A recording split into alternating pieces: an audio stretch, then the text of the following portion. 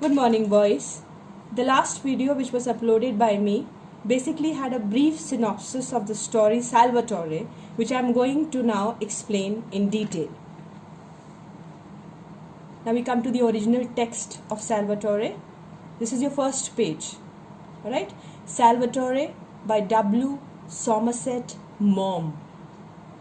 The short story Salvatore, apparently a narrative about the life of a young Italian fisherman and his disappointment in love, is actually a masterly character sketch of the protagonist.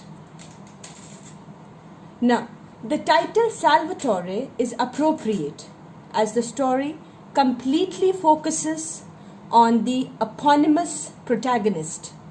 At the end of the story, Maugham says that his intention was to hold the reader's attention while he drew the portrait of a man who is an ordinary fisherman. By naming the story Salvatore, the author has got the reader's curiosity aroused and his attention riveted on the story. The first line of the story says, "I wonder if I can do it." The basic setting of the story is set in Ischia, a volcanic island in the Tyrrhenian Sea towards the south of Italy in the Bay of Naples. The setting is picturesque with mountains, the sea, beaches, vine-clad hills and little white cottages in the middle of handsome vineyards. Ischia looked like a fairy island in the sunset.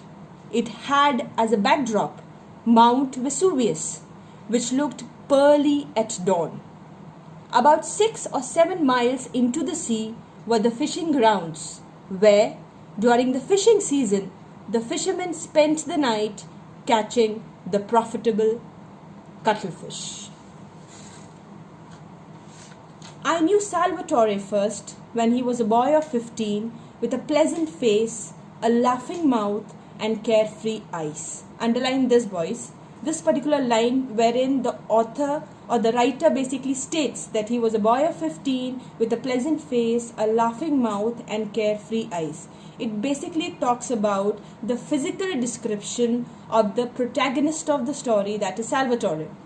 He used to spend the morning lying about the beach with next to nothing on, and his brown body was as thin as a rail. He was full of grace. He was in and out of the sea all the time, swimming with the clumsy, effortless stroke common to the fisher boys. Scrambling up the jagged rocks on his hard feet. Jagged basically means uneven, rough with pointed, sharp edges. He would throw himself into the deep water with a cry of delight. His father was a fisherman who owned his own little vineyard, and Salvatore acted as nursemaid. Now, who is a nursemaid? A nursemaid is basically a nanny, right? So, he acted as a nanny to his 2 younger brothers.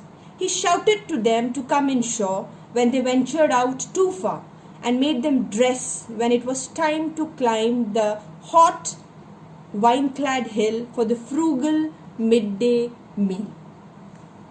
But boys in those southern parts grow apace. They grow up very quickly, and in a little while he was madly in love with a pretty girl who lived on the Grande Marina. Now here we come to the physical description of the girl that Salvatore was in love with. She had eyes like forest pools and held herself like a daughter of the Caesars.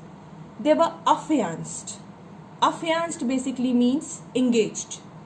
But they could not marry because Salvatore had done his military service. And when he left the island, which he had never left in his life before, to become a sailor in the navy of King Victor Emmanuel, he wept like a child. It was hard for one who had never been less free than the birds to be at the beck and call of others. Beck and call of others basically means ready to do whatever someone asks. It was harder still to live in a battleship with strangers instead of in a little white cottage among the vines, and when he was ashore, to walk in noisy, friendless cities with streets so crowded that he was frightened to cross them, when he had been used to silent paths and mountains and the sea. I suppose it had never struck him that Ischia, which he looked at every evening, it was like a fairy island in the sunset, to see what the weather would be like next day, or Vesuvius, pearly in the dawn, had anything to do with him at all. But when he ceased to have them before his eyes, he realized in some dim fashion that they were as much part of him as his hands and his feet. It is not only with Salvatore that this had actually taken place. It happens with us too. In our life also, whenever we have something, we do not make out how important it is for us. It is only when we are threatened or when we are supposed to be parted from that particular thing which is of importance that we realize the original value of that thing. Exactly like that, it happened with Salvatore. He was dreadfully homesick, pining for home. But it was hardest of all to be parted from the girl he loved. He was madly in love with that particular girl. And so for him, being homesick and on top of that, being madly in love added to his problems. With all his passionate young heart, he pined for that girl. He wrote to her in his childlike handwriting long, ill-spelt letters in which he told her how constantly he thought of her and how much he longed to be back. He was sent here and there, to Spezia, to Venice, to Bari, and finally to China. Underline this. Here, he fell ill of some mysterious ailment. He was suffering from rheumatism. He bore it with the mute and uncomprehending patience of a dog. That is, without complaining. When he learnt that it was a form of rheumatism that made him unfit for further service, his heart exulted. Now, understand, when he was declared unfit for service, his heart exulted. Instead of being unhappy about it, he was over the moon. He was happy. Now, what was the basic reason? The reason was that he would ultimately or rather finally get to see the girl that he was in love with. What did he care when he was going back to the little island he loved so well? And the girl who was waiting for him. That's what he thought. When he got into the rowing boat that met the steamer from Naples and was rowed ashore, he saw his father and mother standing on the jetty and his two brothers, big boys now, and he waved to them. Now, who was he pining for? He was dying to meet the girl who he was madly in love with. His eyes searched among the crowd that waited there for the girl. He could not see her. There was a great deal of kissing when he jumped up, and all emotional creatures cried a little when they exchanged their greetings. He asked where the girl was.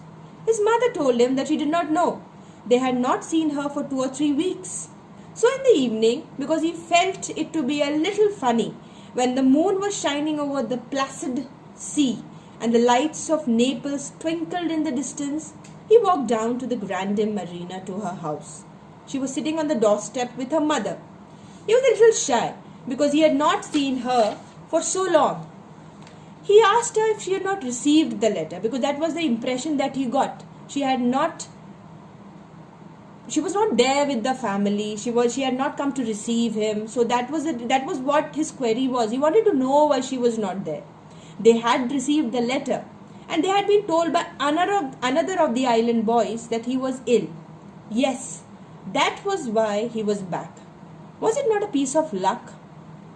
Oh, but they had heard that he would never be quite well again.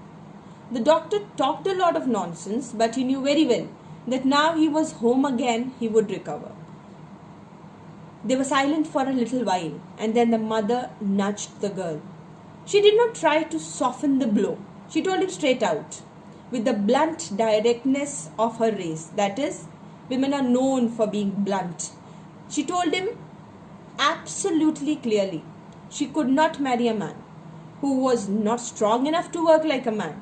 They had made up their minds, her mother and father and she, and her father would never actually consent to this marriage. When Salvatore went home, he found that they all knew. His family knew. The girl's father had been to tell them what they had decided, but they had lacked the courage to tell him themselves because they knew how madly, desperately he was in love with the girl. He wept on his mother's bosom. He was terribly unhappy, but he did not blame the girl. Now underline this. The first thing he could have done was put the blame on the girl itself. But he never did that. That is where his innate goodness shines. A fisherman's life is hard and it needs strength and endurance. He knew very well that a girl could not afford to marry a man who might not be able to support her. His smile was sad and his eyes had the look of a dog that had been beaten. But he did not complain, and he never said a hard word of the girl he had loved so well. A few months later, when he had settled down to the common round, found his bearings, working in his father's vineyard and fishing, his mother told him that there was a young woman in the village who was willing to marry him. Her name was Asanta. She's as ugly as the devil, he said. She was older than he. Now this is the character sketch of Salvatore's wife, that is Asanta. She was older than he, 24 or 25, and she had been engaged to a man who, while doing his military service, had been killed in Africa. She had a little money of her own, and if Salvatore married her, she could buy him a boat of his own, and they could take a vineyard that by happy chance happened at that moment to be without a tenant. His mother told him that Asanta had seen him at the festa and had fallen in love with him. Salvatore smiled his sweet smile and said he would think about it. The following Sunday, dressed in his black clothes, he finally consented. He told his mother that he was willing to marry Asanta. Well, they were married, and they settled down in a tiny whitewashed house in the middle of a handsome vineyard. Salvatore was now a great, big, husky fellow, tall and broad, but with that same smile and those trusting, kindly eyes he had as a boy. He had the most beautiful manners. Asanta was again a grim female with decided features, and she looked old for her years. But she had a good heart, and she was not a fool. I used to be amused by the little smile of devotion that she gave her husband. She was absolutely devoted to her husband when he was being very masculine and masterful. She never ceased to be touched by his gentle sweetness. But she could not bear the girl who had thrown him over. And, notwithstanding Salvatore's smiling expostulations, she had nothing but harsh words for her. Presently, children were born to them. Now, in this particular para, you can make out, irrespective of the fact what life had thrown in his path, of all the problems that he had faced, you can make out very clearly that he never uttered a single word against the girl that he was so madly in love with, who had thrown him, literally shown him the door when he needed her the most. And that was the innate goodness of the protagonist, that is Salvatore, which stands out. It was a hard enough life for him. All through the fishing season, towards evening, he set out in his boat. You have to understand that he was suffering from rheumatism, that is pain in joints, with one of his brothers for the fishing grounds. It was a long pull of 6 or 7 miles, and he spent the night catching the profitable cuttlefish. Then there was a long row back again in order to sell the catch in time, that is whatever they had caught, for it to go on the early boat to Naples. At other times he was working in his vineyard from dawn till the heat drove him to rest, and then again, when it was a trifle cooler, till dusk. Often his rheumatism prevented him from doing anything at all, and then he would lie about the beach smoking cigarettes with a pleasant word for everyone, notwithstanding the pain that racked his limbs. The foreigners who came to bathe and saw him there said that these Italian fishermen were lazy devils. Sometimes he used to bring his children down to give them a bath. They were both boys, and at this time the elder was 3 and the younger less than 2. They sprawled about at the water's edge, stark naked, and Salvatore, standing on a rock, would dip them in the water. The elder one bore it with stoicism, but the baby screamed lustily. Salvatore had a way with his own children. He had enormous hands, like legs of mutton, coarse, that is rough and hard from constant toil. But when he bathed his children, holding them so tenderly, drying them with delicate care, upon my word, they were like flowers. He could seat the naked baby on the palm of his hand and hold him up, laughing a little at his smallness, and his laugh was like the laughter of an angel. His eyes then were as candid as his child. Now we come back again to the very first line wherein which begins the story.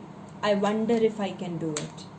I started by saying that I wondered if I could do it, and now I must tell you what it is that I have tried to do. I wanted to see whether I could hold your attention for a few pages while I drew for you the portrait of a man, an ordinary fisherman who possessed nothing in the world except a quality which is the rarest, the most precious, and the loveliest that anyone can have. Heaven only knows why he should so strangely and unexpectedly have possessed it. All I know is that it shone in him with a radiance that, if it had not been unconscious and so humble, would have been to the common run of men hardly bearable. And that is what Salvatore is all about. The character sketch, the pen portrait of Salvatore, which the author is trying to portray before us, talks about his goodness, innate goodness, the goodness of the man Salvatore, which stands out. The way he treated his fiancée, the way he treats his wife, his little children, his never say die attitude, even though he was suffering from rheumatism, how he tried his level best to bring his life back on track. And that is what you have not guessed what quality was. I will tell you. That is basically Salvatore's goodness, just goodness.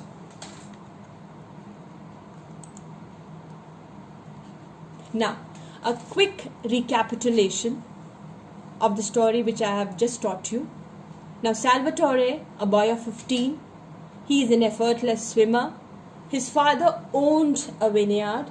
He acted as a nursemaid to his younger brothers. He fell in love with a girl who lived on the Grande Marina. They were engaged. They could only marry once Salvatore had done his military service. Hardest part for him was to be parted from the girl he loved the most. He was sent to Spezia, Venice, Bari, China. Here he fell ill of some mysterious ailment.